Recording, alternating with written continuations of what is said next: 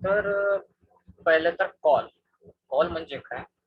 तर एक आता कॉलला पहिले तर कॉल आणि पुट. कॉल आणि पुट हे आहेत ऑप्शन्सचे प्रकार, दोन प्रकार. जर मार्केट वाढत असेल किंवा आता ह्या ठिकाणी ह्या सिनारिओमध्ये बँक निफ्टी वाढत असेल तर कॉल वाढेल. म्हणजे बँक निफ्टीच्या डायरेक्टली प्रपोर्शनल आहे कॉल. ओके, म्हणजे जर बँक निफ्टीची प्राइस वाढली तर कॉलची प्राइस वाढेल. जसं फ्रायडेला 3.8% बँक निफ्टी वाढलेली. तर सगळे कॉल्स दिसतील तुम्हाला वाढलेले.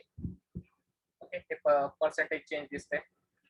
हा 362% ने वाढलाय, हा 389, 400, 400, 500 वगैरे. तर कॉल्स हे आहेत डायरेक्टली प्रपोर्शनल. कॉल हे वाढतात, मार्केट वाढले की कॉल वाढतात. तर पुट पुट हे एक्झॅक्ट उलटे आहे, इनव्हर्सली प्रपोर्शनल. जर मार्केट वाढलं तर पुट हे पडतात, सगळे मायनस मध्ये दिसतील. Red red red red red red red. कोणता 60% ने पडलाय, कोणता 70% ने पडला. तर आता इनव्हर्सली प्रोपोर्शनल पुट असल्यामुळे मार्केट जर पडलं तर पुट हे वाढतं. ओके, आणि कॉल्स हे पडतात. मार्केट पडलं, कॉल पडतात, कारण की ते डायरेक्टली प्रोपोर्शनल आहे. मार्केट जसं करतं तसं ते रिॲक्ट करतात. पण मार्केट जितक्या पॉइंट्सने पडलं किंवा जितक्या पॉइंट्सने वाढलं तितक्याच पॉइंट्सने कॉल्स किंवा पुट्स रिॲक्ट करत नाही. ते रिॲक्ट करतात डेल्टा सोबत. इथे डेल्टा आहे, कॉल डेल्टा, पुट डेल्टा. तर डेल्टा म्हणजे काय? Rate of change. ओके, आता इथे 34,800चा जो कॉल आहे त्याची प्राइस चालू आहे 484. एक लक्षात घ्या, कॉल्स हे ते पण बऱ्याच प्रकारचे असतात. प्रकार म्हणता येणार नाही, बऱ्याच प्राइजेस मध्ये अवेलेबल असतात. 34,800चा कॉल, 34,700चा कॉल, 34,600चा कॉल, 34,500चा कॉल, 34,400चा कॉल.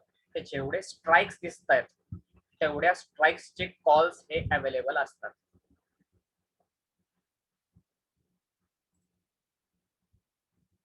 ओके, तर आणि हे जनरली सायकोलॉजिकल लेवल्सच असतात का? म्हणजे +100 म्हणजे 100च्या डिफरन्सनी? नाही, ह्याला सायकोलॉजिकल लेवल नाही. हे एक्सचेंजने दिलेले स्ट्राईक प्राइसेस आहेत. Okay okay. तर निफ्टीमध्ये 50-50 पॉईंट्स वरती आहेत, बँक निफ्टीमध्ये 100-100 पॉईंट्स वरती आहेत. आणि स्टॉक्स मध्ये पाहायला गेलं तर कोणत्या स्टॉक्समध्ये एकेका पॉईंट्स वरती आहेत, कोणत्या कोणत्या स्टॉक्समध्ये 5-5 वरती आहेत, कोणत्या कोणत्या स्टॉक्समध्ये 10-10 पॉईंट्स वरती आहेत, काही ठिकाणी 15 वरती आहेत, 15-15च्या टप्प्यात. बँक निफ्टी हा इंडिव्हिज्युअल समजा याला स्टॉक समजलं तर हा मोठा आहे, त्याच्यामुळे त्याचा टप्पा 100चा ठेवलेला आहे. 100-100-100. तर प्रत्येकाची price, LTP last traded price, ही वेगवेगळी असते. आता सगळ्यात जास्त प्राइस असते इन द मनीची. हे क्लिअर आहे का? In the money, out of the money, at the money. हो हो, ते क्लिअर क्लिअर झालं. काल तुम्ही एक्सप्लेन करत होता तेव्हा ते लक्षात आलं. तर इन द मनीची प्राइस ही जास्त असते, आउट ऑफ द मनीची प्राइस ही कमी असते. At the money, out of the मनीची कमी असते, ऍड द मनीची प्राइस ठीक आहे आधेमध्ये असते. आणि प्राइस चेंज होत असतो डेल्टाने. जर मार्केट पडलं तर हा 0.5 ने पडेल, मार्केट वाढलं तर हा 0.5 ने वाढेल. हा पुट, मार्केट जर पडलं तर 0.48 ने वाढेल आणि मार्केट वाढलं तर हा 0.48 ने पडेल. ओके, तर कॉल पुट मध्ये हे डिफरन्स आहे. आता नेक्स्ट, ऑप्शन्सची ही जी प्राइस आहे ही ग्रीक्स पासून बनलेली आहे. ग्रीक्स कोणते? डेल्टा, थिटा, गॅमा, वेगा, रो. डेल्टा तर आता बोललो, हा डेल्टा कॉल डेल्टा. फ्युचर सोपं, फ्युचर जर 1 ने वाढलं, 1 पॉइंट ने वाढलं तर हा कितीने वाढेल? तर फ्युचर 1 पॉइंट ने वाढला म्हणजे ते 34,606चा 34,607 झाला, तर हा 52 पैशाने वाढेल. ओके, तर हा झाला डेल्टा, म्हणजे हा 34,800चा जो काही कॉल आहे तो 52 पैशाने वाढेल, म्हणजे हा 34,484.5 जे आहे ते 485 होईल. जर बँक निफ्टी 1 पॉइंटने वाढली तर हा अर्ध्या पॉइंटने वाढेल. तर हा 0.49 ने वाढेल, हा 0.46 ने वाढेल, हा 0.42 ने वाढेल, हा 0.39 ने वाढेल, हा 0.36 ने वाढेल. तसंच इकडे पण डेल्टा आहे. नेक्स्ट महत्वाची गोष्ट, नंतरची महत्वाची गोष्ट आहे थिटा. थिटा म्हणजे टाइम. थिटाचा T for time, T for theta. तर जी ऑप्शनची प्राइसिंग जी आहे ते मेनली बनलेली आहे डेल्टा नाही, थिटा आणि इंट्रिन्सिक व्हॅल्यू. इंट्रिन्सिक व्हॅल्यू वरती पुढे बोलूया. थिटा म्हणजे एक्सपायरी साठी राहिलेला टाइम. इथे एक्सपायरी होणार आहे ह्याची 27 मे ला. ओके, तर ह्याच्यासाठी राहिले 4 दिवस. 23 तारीख आहे, 4 दिवस राहिले. तर 4 दिवसाची काहीतरी व्हॅल्यू असेल. चला याने थिटा 38 वगैरे, 38 काही ठिकाणी 25, 29 हे कॅल्क्युलेट केलेलं आहे, त्याचा फॉर्म्युला आहे, त्याच्यात नाही जाणार. पण एक लक्षात ठेवू की थिटाची व्हॅल्यू सध्या चालू आहे 4 दिवस, कारण की 4 दिवसानंतर हे जे काही ऑप्शन्स आहेत, जे कॉल आणि पुट, हे एक्सपायर होणार आहे. शेवटी कॉन्ट्रॅक्ट आहेत. कॉन्ट्रॅक्ट हा कुठेतरी जाऊन संपतो. कॉन्ट्रॅक्ट आपण इव्हन समजा तुम्ही जॉब जरी करत असताल, कॉन्ट्रॅक्ट बनतो पुढच्या 2 वर्षासाठी, 11 महिन्यासाठी, 5 वर्षासाठी, वॉटेवर जशी कंपनीचे क्लॉज असते. 5 वर्षानंतर कॉन्ट्रॅक्ट रिन्यू करावं लागतो. तसंच हे कॉन्ट्रॅक्ट आहे. प्रत्येक कॉन्ट्रॅक्ट हा संपत असतो, तर हा 27 तारखेला संपणार आहे. तर या सगळ्या ऑप्शन्स मध्ये जसा तो एक्सपायरीकडे जात जातो, कॉन्ट्रॅक्ट आहे त्याची व्हॅल्यू पडत जाणार. कारण की दिसतंय 4 दिवस राहिलेत, 3 दिवस राहिलेत, 2 दिवस राहिलेत. ऑब्व्हियसली आपल्या डोक्यात येणार आहे 2च दिवस राहिले, तर ह्याच्यामध्ये पेमेंट किती बाकी आहे. 2 दिवसात इतका नाही वाढत किंवा इतका नाही पडत. 1 दिवसात इतका नाही वाढत, इतक्यात नाही पडत. 5 दिवस आहेत, मे बी इतका वाढू शकतो. म्हणजे जास्त दिवस राहिलेत तर आपल्याला रेंज मोठी दिसते, कारण की टाइम भरपूर आहे. तर जसजसा टाइम कमी होत जातो तस तसा ऑप्शनवर पण इम्पॅक्ट होतो. तर जी प्राइस बनलेली आहे, म्हणजे एलटीपी, लास्ट ट्रेडेड प्राइस जी बनलेली आहे, ती intrinsic value plus time value ह्या दोन्हीने मिळून बनलेली आहे. टाइम व्हॅल्यू म्हणजे थिटा. तर आता उरली इंट्रिन्सिक व्हॅल्यू. इंट्रिन्सिक व्हॅल्यू कशाला म्हणायचं? एक ढोबळ लक्षात ठेवा. ओटीएम्स मध्ये हे इंट्रिन्सिक व्हॅल्यू त्याची 0 असते. कॉल साइड असो का पुट साइड असो, दोन्ही साइडला इंट्रिन्सिक व्हॅल्यू 0 असते. आता राहिलं ऍट द मनी किंवा मग in the money. Call side in the money बघूया. चला 34,000. 34,000चा कॉल सध्या चालू आहे 1,011 प्राइस. ओके, आणि मार्केट चालू आहे 34,606 वर. तर 34,000च्या किती पॉइंट्स वरती आहे मार्केट? 606 पॉइंट्स. ओके, तर मार्केट जर 34,606 लाच एक्सपायरीला म्हणजे 27 तारखेला इथेच जर क्लोज झालं, जस्ट इथेच जर क्लोज झालं, तर ह्याची जी प्राइस आहे ती 606 राहील. कारण टाइम निघून गेलाय, मार्केट तिथंच राहिलं, हल्लच नाही. एक जस्ट हायपोथेटिकल पोझिशन आहे, म्हणजे कंडिशन आहे, हे काही असं होत नसतं, पण आपण जस्ट ऍझ्युम करू, कारण आपल्याला थिटा काढून टाकायचा आहे, थिटाला 0 करायचं आहे. म्हणजे intrinsic value plus time value. या टाइम व्हॅल्यूला आपण करतोय 0, याला काढून टाकतोय, म्हणजे एक्सपायरी पर्यंत घेऊन जातोय, 27 तारखेपर्यंत टाइम निघून गेलाय. तर टाइम, एक तर टाइम होता त्याच्यामध्ये आणि तो 0 झालाय, तर मग ह्याची प्राइस ऑब्व्हियस आहे पडणार आहे, कारण की आपण time value plus intrinsic value म्हणतोय. इंट्रिन्सिक व्हॅल्यू या दोन्हीला घेऊन करत होतो, तर उरली फक्त आता इंट्रिन्सिक व्हॅल्यू. आणि मी जे म्हणतोय सगळ्या ओटीएम्स मध्ये इंट्रिन्सिक व्हॅल्यू नसतेच, फक्त टाइम व्हॅल्यू असते. आणि टाइम व्हॅल्यू ही तर निघून गेलेली आहे, त्याच्यामुळे हे सगळे एक्सपायरीला झिरो होऊन जाणार. जे काही ओटीएम्स आहेत ते सगळे झिरो होणार, ते भले कॉल असो किंवा पुट असो. आता आयटीएम मध्ये काय होईल, इंट्रिन्सिक व्हॅल्यू राहील आणि टाइम व्हॅल्यू निघून जाईल. इंट्रिन्सिक व्हॅल्यू कशाला म्हणतात, कॉलच्या सिनारिओ मध्ये सांगतो. कॉलच्या सिनारिओ मध्ये जो काही आपला कॉल असेल, हा असो, हा असो, हा असो, कोणताही असो, म्हणजे 34,000 असो, 33,900 असो, 33,800 असो,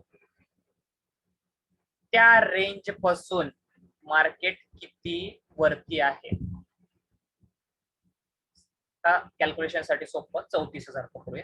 34,000च्या वरती मार्केट हे जस्ट 606 पॉईंट आहे. 34,606 आहे मार्केट सध्या.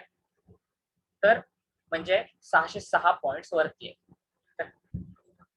34,000ची व्हॅल्यू जी चालू आहे आता 1011, ती होऊन बसेल एक्सपायरीच्या दिवशी म्हणजे 27 तारखेला 606. ओके, 34,900 होईल 607, सॉरी 33,900, 33,800 होईल 807, 907, 1007. कारण की हे 100 पॉईंटचे टप्पे आहेत. 100 पॉईंट इंट्रिन्सिक व्हॅल्यू त्याच्यात ऍड होत जाईल.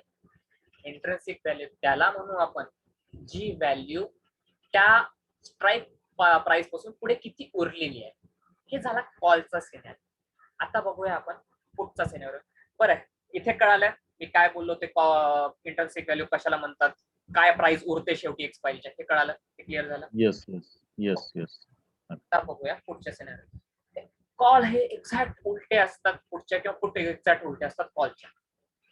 आपण 34,000च्या वरती बघत होतो किती पॉइंट्स उरले, आता पुढच्या साईडला खालती बघावं लागतं. म्हणजे आता कॅल्क्युलेशन साठी सोपं, म्हणजे 35,000 पकडूया.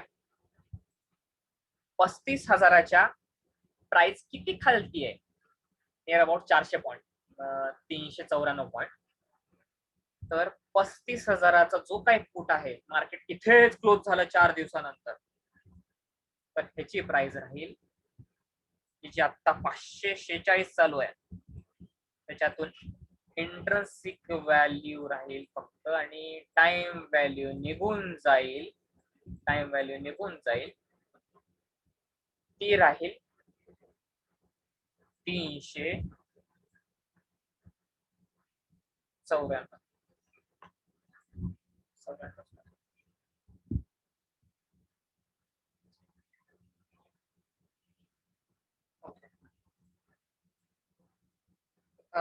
कसं, तर 35,000च्या किती पॉइंट खालती आहे, हा 394 पॉइंट खालती. ही जी लेवल आहे चालू लेवल 34,606, त्याच्यामध्ये समजा 394 तुम्ही ऍड केलात, काय प्राइस येईल 35,000. ओके, ही पुढची व्हॅल्यू येईल. आता समजा जर 494 ऍड केली तर ही प्राइस येईल. 594 ऍड केली ही प्राइस येईल. 694 ऍड केली ही प्राइस आहे. तर ह्या आहेत इंट्रिन्सिक व्हॅल्यूज त्यांच्या, ज्या उरणार एक्सपायरीला जर हीच प्राइस एक्सपायरीला असेल. आता हे चेंज होते मार्केट सोबत, जसं मार्केट वरती खालती जात. ओके, आता कळालं इंट्रिन्सिक व्हॅल्यू कशाला म्हणतात आणि टाइम व्हॅल्यू कशाला कळालं. Yes yes. तर आतापर्यंत बुलिशच्या ज्या काही स्ट्रॅटेजीज झालेल्या आहेत त्याला नोट्स वरती ह्या पद्धतीने एकदा बघून घ्या की काय केलेलं आहे. वाटल्यास एकदा रिवाइज करू, आपण व्हिडिओज तर अपलोड केलेले आहेत, पण परत वाटल्यास तुम्हाला वाटत असेल तर कधी बसता येईल, कधी रिवाइज करता येईल त्याला. फक्त एकदा नोट्स वाचतो आपण. बेरीज घेऊया. बेरीज बघत असताना नेहमी तुम्हाला हे होऊन जाईल की अरे हा बेरीज अशा आहेत तर पोलीस त्याच्या एक्झॅक्ट उलट्या असणार आहेत, अशाच असणार. Okay, yes. क्लिअर आहे? आय थिंक आता आणखी जास्त क्लिअर होतील का रिव्हिजिट केलं स्ट्रॅटेजी. हा, तर जाऊया आपण स्ट्रॅटेजी. आले का सगळे? तर फर्स्ट स्ट्रॅटेजी आहे लॉंग पुट. लॉंग पुट मध्ये काय, तर सरळ सरळ पुट बाय करणे. ओके, म्हणजे जसं मी सांगितलं होतं ते आहे मार्केटच्या इनव्हर्सली प्रोपोर्शनल. मार्केट जर वाढत असेल तर पुट पडेल, मार्केट पडत असेल तर पुट वाढेल. सध्या आपण बिअरिश स्ट्रॅटेजीज म्हणजे डाऊन ट्रेंड मध्ये बघणाऱ्या स्ट्रॅटेजीज बघतो. तर लॉंग पुट, लॉंगचा अर्थ बाय. तर पुट आपण बाय केव्हा करणार, जर वाटत असेल मार्केट इथून जाऊन पडणार आहे आणि खूप पडणार आहे, त्यावेळी पुट बाय करणार. एक सिंपल स्ट्रॅटेजी आहे, बस पुट बाय करणार. कंडिशन प्रत्येक स्ट्रॅटेजीसाठी कंडिशन. ही स्ट्रॅटेजी यूज करताना हीच कंडिशन आहे की मार्केट पडणार असेल आणि बरंच पडणार असेल, भरपूर पडणार असेल, ही त्याची कंडिशन आहे. आता कंडिशन्स, जेव्हा आपण कंडिशन्स लावतो तेव्हा त्याच्या मागचं कारण सुद्धा आहे की बरंच पडणार असेल, हीच का कंडिशन. जर मार्केट थोडं बहुत पडलं तर जे आपण बोललो की ऑप्शनची जी प्राइसिंग बनलेली आहे, intrinsic value plus time value, market पडलं आणि खूप कमी पडलं तर होणार काय, टाइम व्हॅल्यू निघून जाईल. टाइम व्हॅल्यू निघून जात असताना पुट वाढत असेल पण पडत वाढत असेल, आणि समजा टाइम व्हॅल्यू जास्त जोरात निघून जात असेल आणि तेवढं जोरात मार्केट पडतच नसेल, तर एक तर तुम्ही ना लॉस ना प्रॉफिट मध्ये राहताल किंवा तुम्ही लॉस मध्ये राहताल. इव्हन मार्केट फ्लॅट डाऊन असेल तरी सुद्धा, डाऊन इव्हन डाऊन म्हणतोय पण फ्लॅट डाऊन असताना सुद्धा तुम्ही पुट मध्ये लॉस मध्ये असताल जर फ्लॅट डाऊन असेल. त्याच्यामुळे ही स्ट्रॅटेजी साइडवेज मार्केटसाठी नाही चालणार, म्हणजे फ्लॅट डाऊन जरी असेल मार्केट त्याच्यासाठी नाही चालणार. आपण कन्फर्म असलो पाहिजे की नाही स्वरात पडणार, तरच ही स्ट्रॅटेजी यूज. ही मेन कंडिशन आहे. आणि जिथे कुठे डाऊट येत असेल इंटरप्ट करायचं, डाऊट विचारायचे, नाहीतर रिपीट करायला लावायचं. नेक्स्ट स्ट्रॅटेजी आहे शॉर्ट कॉल.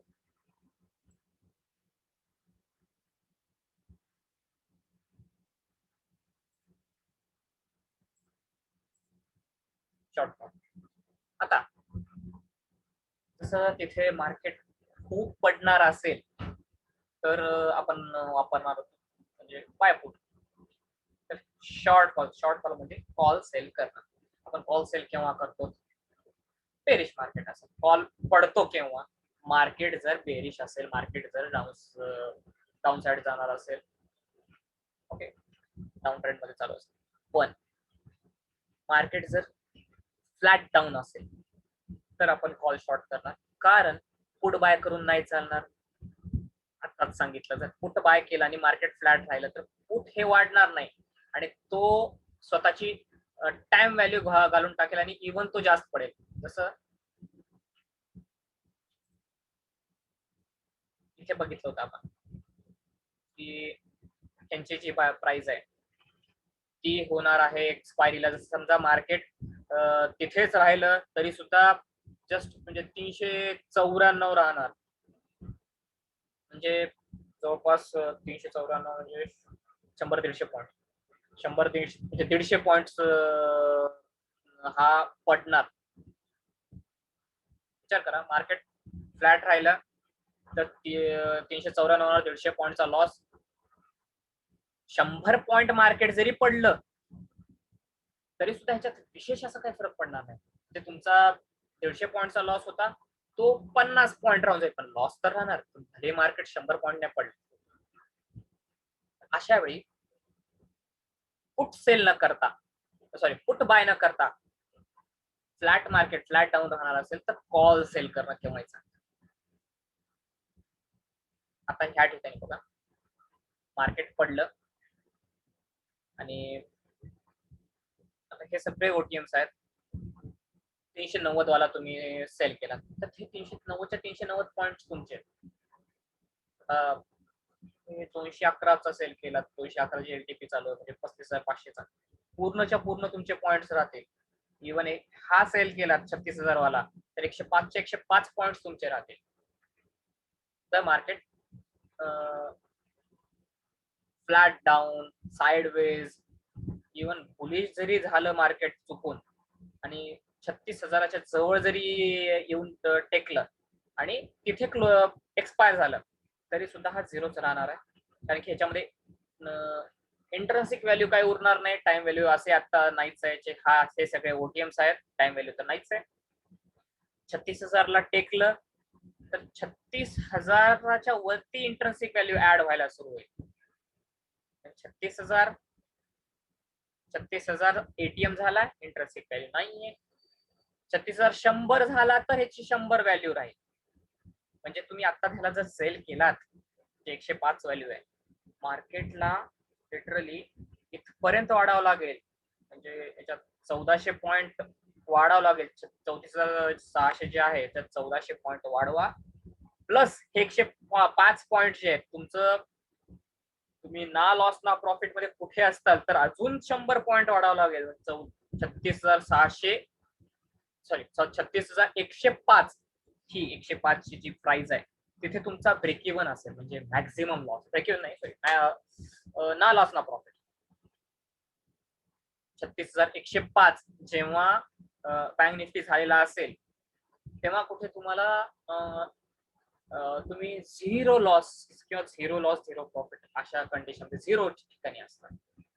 तर इव्हन म्हणजे मार्केट बुलिश जरी असेल आणि हे हा कॉल तुम्ही सेल केला असता तर पण तुम्ही कन्फर्म असताल की मार्केट फ्लॅट डाऊन राहणार आहे. मार्केट बुलिश तर नाही, फ्लॅट डाऊन राहणार. तर जितकं जवळ तुम्ही एटीएमच्या जितकं जवळ असतात तितकं जवळ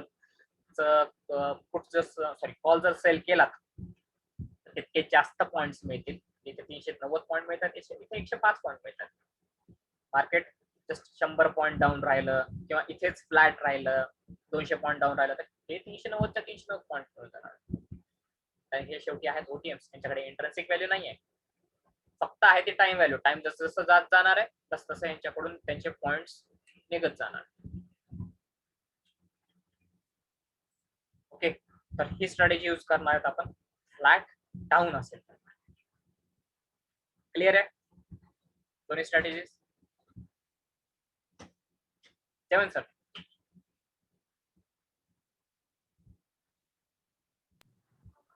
हा, हे क्लिअर आहे. एक विचारायचं होतं तिथे आपल्याला आता ऑप्शन चेन मध्ये आता माझा करंट बँक निफ्टी 34,606 तर एटीएम मला 34,800 ची काय दाखवतं ते? म्हणजे 34,600 नाही किंवा 700 की मार्केट 34,800 ला क्लोज झालं आणि सेटल झालं 34,600 ला. त्याच्यामुळे 34,800 दाखवत आहे. पण जेव्हा मार्केट उद्याला जाऊन ओपन होईल त्यावेळी एटीएम 34 म्हणजे फ्लॅट जर ओपन झालं, मार्केट इथेच जर ओपन झालं तर 34,600 दाखवेल. त्याच्यामुळे ऍक्च्युली सेटलमेंट प्राइस आहे 34,600. त्याच्यामुळे एटीएम हे 34,600च आहे पण दाखवते 34,800. कारण जे सेटलमेंट नंतर कसं असतं, जेव्हा 3:30 वाजतात त्याच्यानंतर काही जे ट्रेड्स आहेत ते सेटल होतात. तर कधी कधी बँक निफ्टी 100 पॉईंट 200 पॉईंट जेव्हा ज्या दिवशी मार्केट मुवमेंट खूप आलेली असते त्यावेळी 100-200 पॉईंट अप और डाऊन क्लोज होतं. जेव्हा बुलिश असतं तेव्हा थोडं खालती येऊन क्लोज होतं. कारण की काही काही लोकांना सरेंडर करायचे राहून गेलेले असतात तर ते सेटल करून घेतात. आणि ज्या दिवशी बेरिंग असतं त्या ठिकाणी थोडं बाउन्स होऊन वरती क्लोज होतं. तर मार्केट बुलिश होतं. एक रचना लाईट होतं तर मार्केट बुलिश होतं, सेटल थोडं बहुत खालती येऊन झालं. तर त्याच्यामुळे ह्याला इग्नोर करा. ऍक्च्युअली आहे 34,600 एटीएम. Okay okay okay. अजून डाऊट?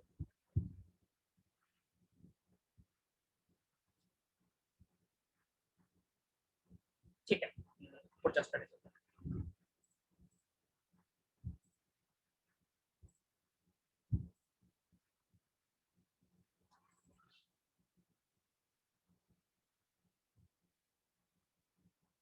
आतापर्यंत ज्या दोन्ही स्ट्रॅटेजीज बघितल्या त्याच्यामध्ये एकच गोष्ट करायची होती. एक तर आपण त्या ठिकाणी पुट बाय केला होता, नाही तर कॉल सेल केला होता. आता ह्या ठिकाणी ऍट ए टाइम दोन गोष्टी करायच्या. इथून पुढे कोणत्या स्ट्रॅटेजी मध्ये एकच गोष्ट करतो म्हणजे कॉलच बाय करतो किंवा पुट सेल करतो. पुढे जाऊन दोन गोष्टी ऍट अ टाइम करावं लागतील, म्हणजे एक कॉल बाय एक कॉल सेल किंवा एक पुट बाय एक पुट सेल. पुढे जाऊन अजून तीन गोष्टी कराव्या लागतील, एक कॉल बाय एक कॉल सेल एक कॉल बाय वेगवेगळ्या स्ट्राईक प्राइस. तर ह्यांना म्हणतात 1 leg strategy, 2 leg strategy, 3 leg strategy, 4 leg strategy, even multi leg strategies पण असतात. त्या स्वतः बनवाव्या लागतात ऍक्च्युली, त्या कारण कंडिशन नुसार बनवाव्या लागतात, त्यांना विशेष काही नाव नाही. तर ते तुम्हाला कळून जाईल जसं ह्या स्ट्रॅटेजीज कळत जातील की हा यार हे स्ट्रॅटेजी अशा बनलेल्या आहेत. तर मार्केटच्या कंडिशन नुसार अनिकेत सरांच्या आता मंथली मध्ये 6 लेग स्ट्रॅटेजी डिप्लॉय केली. तर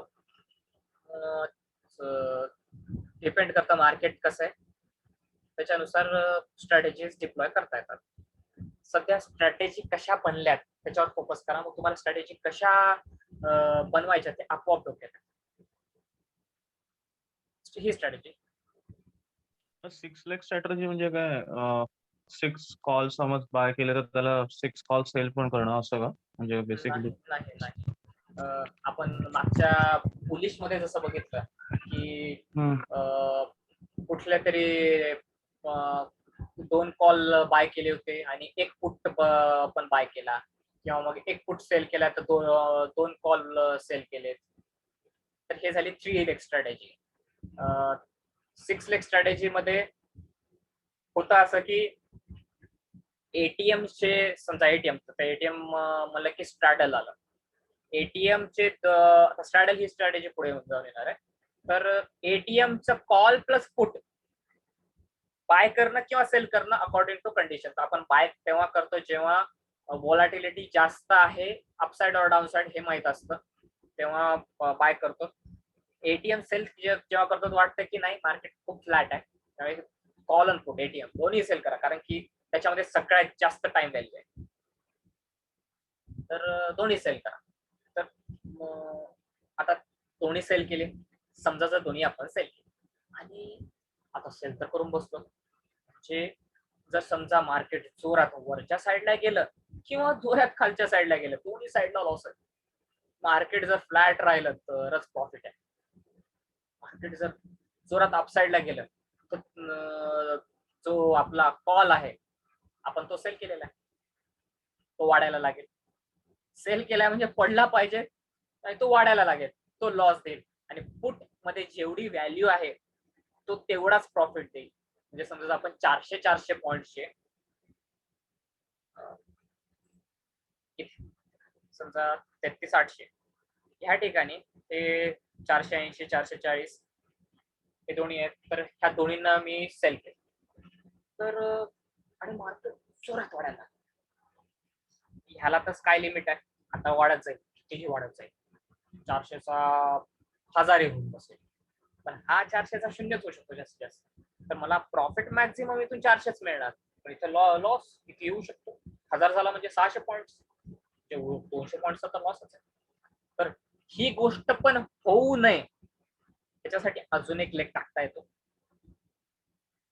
आता जस्ट हे मी तुम्हाला कंडिशन वाईज सांगतोय की मला जर वाटतंय आता व्होलॅटिलिटी आहे, जे मी सांगतोय त्याच्यानुसार स्ट्रॅटेजी बनणार नाही, कारण व्होलॅटिलिटी आहे. पण तुम्ही ह्या प्रकारे म्हणजे ह्या लॉजिकने मोल्ड करू शकता. आता केलं ह्या दोन्हीला सेल, पण मार्केट समजा जर ट्रेमेंडस वाढलं तर मला एका लिमिटच्या वरती लॉस होईल, तर लॉस लॉक हे दोन्ही सेल केलेत. तर इथे बाय, हा कॉल बाय, इथे बाय, हा पुट बाय.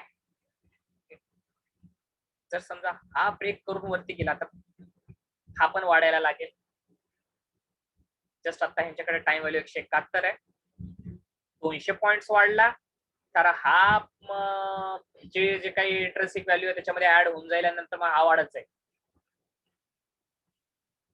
इव्हन इकडे सुद्धा 200 याच्याकडे just intrinsic value sorry time value 100 आहे. इंट्रेन्सिक व्हॅल्यू 100 वाढ झाली म्हणजे 36,100 झाला की याच्यामध्ये इंट्रेन्सिक व्हॅल्यू यायला लागेल. प्राइस जशी 100 पॉईंटने वाढली 36,100 पर्यंत गेली, इथून वाढायला लागेल. आता हे झाले 2 लेग्स. आता अजून एक प्रॉब्लेम आहे. हा 100 आहे आणि हाच घेतला होता, चला हाच घेऊ. हा 171 आहे. तर जवळपास सुद्धा मार्केट फ्लॅट राहिलं ते 100 पॉईंट आणि हे 171 पॉईंट. हे ओटी माहित आहे, दोघांनाही बाय केलेलं आहे. 272 पॉईंटचं मी ऑलरेडी बाय केलेलं आहे. म्हणजे हे 171 आणि 100 272 पॉईंट 277 पॉईंट वॉटेवर एवढं बाय केलेलं आहे. मार्केट फ्लॅट राहिलं तर हे झिरो होऊन जाणार, म्हणजे हे झिरो झाले आपण यांना बाय केलेलं आहे. बाय केलं म्हणजे झिरो होऊन जाणार आहेत, हे लॉस देणार. हे 2 लेग्स लॉस देणार, खालचा आणि वरचा. आता लॉस देणार, ठीक आहे, हे प्रॉफिट देतील, हे 400 400 800 प्रॉफिट देणार प्लस ते 200 लॉस, म्हणजे 600 प्रॉफिट होत आहे. जर रेंज ब्रेक झाली तर एक लिमिट पर्यंत लॉस आहे, कारण इथे लॉक केलेलं आहे लॉसला. प्लस आता हे झाले 4 लेग, 1 2 3 4 लेग झाले. अजून एक गोष्ट करता येते, कॅलेंडर. कॅलेंडर स्प्रेड हे तुम्हाला पुढे जाऊन येणार आहे, तरी आपण समजा पुढच्या कॅलेंडर मध्ये पोझिशन घ्यायची. सरळ सरळ 3 जून 10 जून 24 जून 29 जून.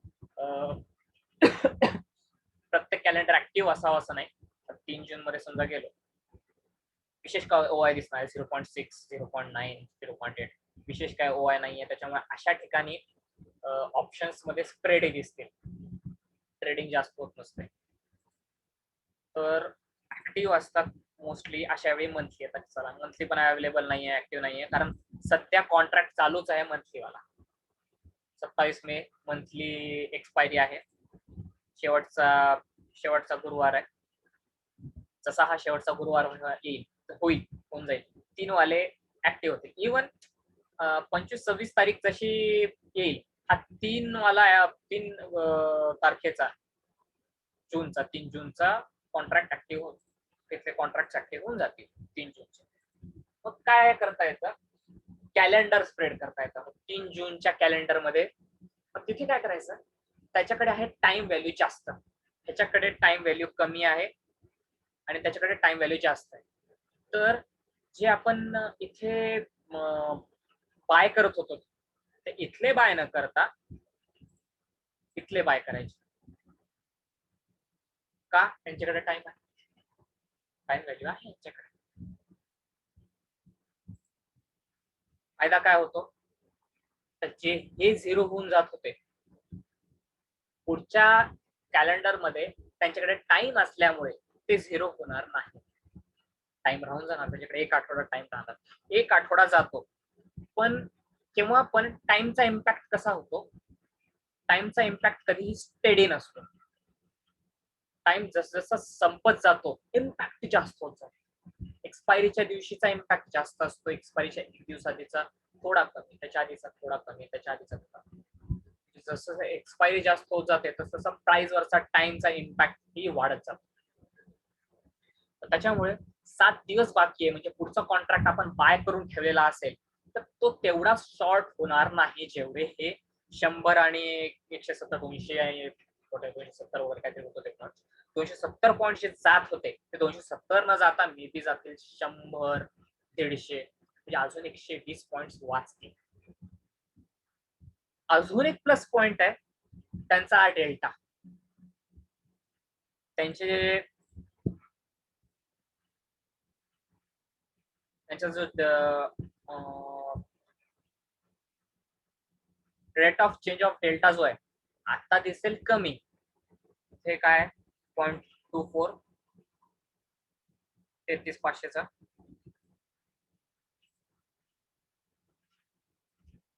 33,500चा इथे आहे 0.14, त्यांचा डेल्टा असतो जास्त.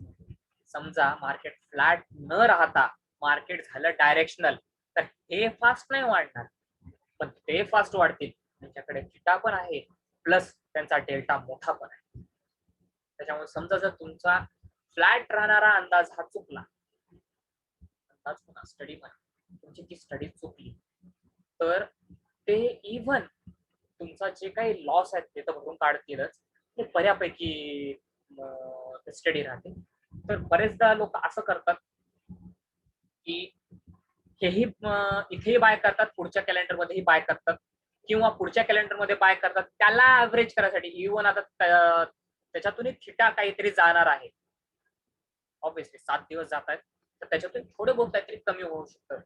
तर कमी होत आहे त्याच्यातून, मग त्याच्यातून कमी होत आहे, तर मग काय करणार, अजून दूरचा हा जो आहे पुट, इथे तर आपण ह्या दोघांना ह्या 170 ला सरळ सरळ 170 नाही, पुढच्या आठवड्यामध्ये जे आहेत कॅलेंडर मध्ये त्यांना बाय केलंय. ओके, 34,000 वाले किंवा 33,500 वाले 265 यांना बाय केलंय. करंट कॅलेंडर मध्ये आता हे थोडे बहुत पडणार, जसं जसं एक्सपायरी जवळ येत जाईल तसं 265 वरून 200 वर येईल, म्हणजे 65 पॉईंट गेले. आता त्यांना कव्हर करायचंय, त्यांना कव्हर करायचं असेल तर मग 33,000 चांगला सपोर्ट आहे.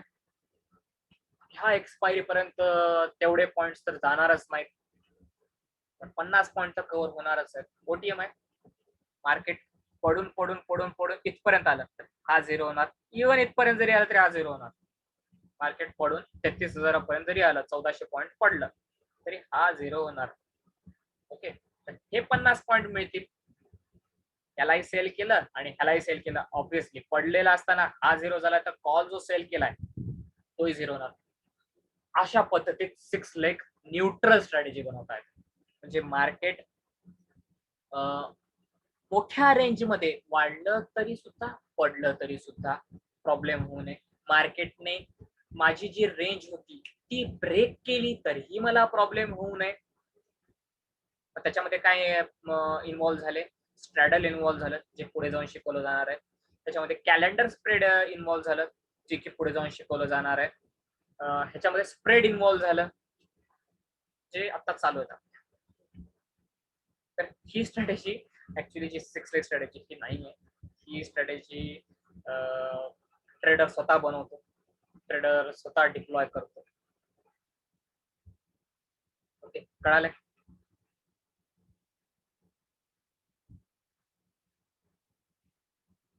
डोक्यावरून गेला असेल काही प्रॉब्लेम नाही, पण कारण की तुम्हाला कॅलेंडर स्प्रेड झालेलं नाही अजून, तुम्हाला स्ट्रॅडल झालेलं नाही अजून, पण जेव्हा आपण अशा थ्री पद्धती. लेग म्हणतो तेव्हा बेसिकली आपण 2 कॉन्ट्रॅक्ट बाय करतो आणि एक सेल करतो, राईट? कशामध्ये?